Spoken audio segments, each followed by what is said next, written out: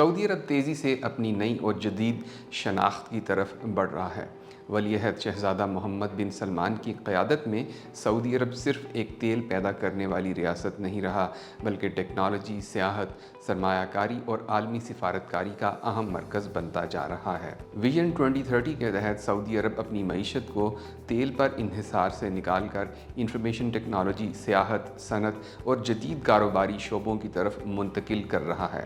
نیوم city جیسے mega منصوبے اسی تبدیلی کا حصہ ہیں۔ حج اور عمرہ کے شعبے میں بھی بڑی اصلاحات کی گئی ہیں۔ موبائل ایپس، ڈیجیٹل اجازت ناموں اور جدید انتظامی نظام نے لاکھوں زائرین کے لیے سہولیات میں نمایاں اضافہ کیا ہے۔ سماجی میدان میں خواتین کو گاڑی چلانے، ملازمت، کاروبار، بیرون ملک سفر اور دیگر بنیادی حقوق کے حوالے سے کئی نئی سہولیات دی گئی ہیں۔ تفریح، کھیل اور ثقافتی سرگرمیوں کے دروازے بھی پہلے سے زیادہ کھول دیے گئے ہیں۔ بین الاقوامی سطح پر سعودی عرب نے خود کو ایک اہم سفارتی قوت کے طور پر منوایا ہے۔ پاک بھارت کشیدگی ہو، ایران اور امریکہ کے درمیان مذاکرات ہوں یا روس اور امریکہ کے رابطے، سعودی عرب نے متعدد مواقع پر ثالثی اور امن کی کوششوں میں کردار ادا کیا ہے۔